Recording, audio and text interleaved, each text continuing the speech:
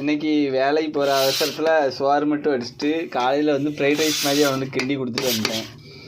எப்போ குழம்பு வைக்க வேண்டாம், நைட்டு வந்து குழம்பு வையின்னா. அந்த அன்றைக்கி பாருங்கள் சாம்பார் வச்சிட்ருக்கேன், பருப்பு வந்துட்டுருக்கு. ஐயா சண்டை போடாமல் இருங்கடே. என்ன செய்தான்? ஒரு வீடியோ எடுக்க கொடுத்தியெல்லாம் 3 பேரும். அவனுங்க வாமா, சண்டை போடாமல் இருங்க, பேசாமல் இருந்து விளாடுங்க. இப்போ 9 மணிலேருந்து 10:30 வரைக்கும், 10:30 11 மணி வரைக்கும் நர்ஸோ போடுவான். அது அங்கே பாருங்கள் ஓடிட்டுருக்கு டிவியில்.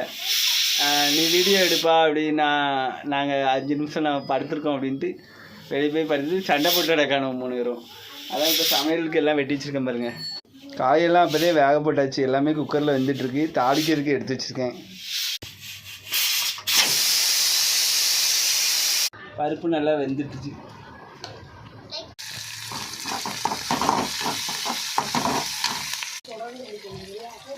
சத்தம் போடாதியா, டிவி சவுண்ட் ஆஃப் பண்ணு.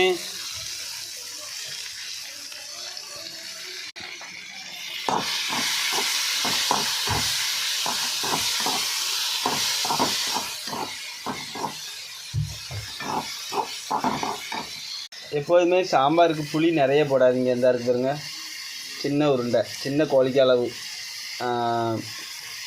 இந்த அளவு போட்டாலே போதும் சாம்பாருக்கு புளி. இதுக்கு தக்காளி வெங்காயத்தை மட்டும் தனியாக வசக்கு தான் தெரியுமா? ஏன்னா வந்து தக்காளி வெங்காயம் தனியாக வசக்கி சாம்பார் பொடி, மல்லிப்பொடி, கொஞ்சம் லைட்டாக சீரகப்பொடி, லைட்டாக மல்லிப்பொடி போட்டு வசக்கணும்னு வச்சுக்கோங்களேன். வசக்கி நம்ம அவிச்சு வச்சுருந்த காய்கறியில் ஊற்றினோம்னா சாம்பார் இன்னும் நல்லா ருசியாக இருக்கும்.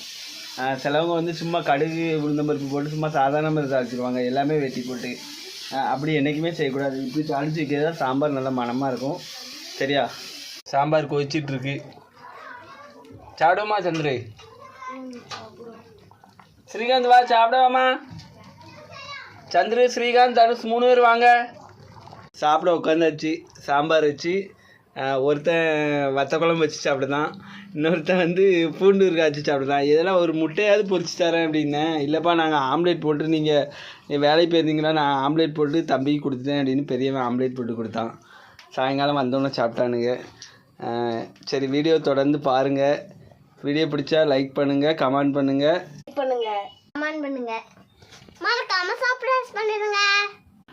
அதாவது எங்களை மேலே கஷ்டப்பட்ட குடும்பங்களுக்கு உங்கள் ஆதரவுகளை கொடுங்க. சரியா? நன்றி, வணக்கம். வீடியோ தொடர்ந்து பாருங்கள்.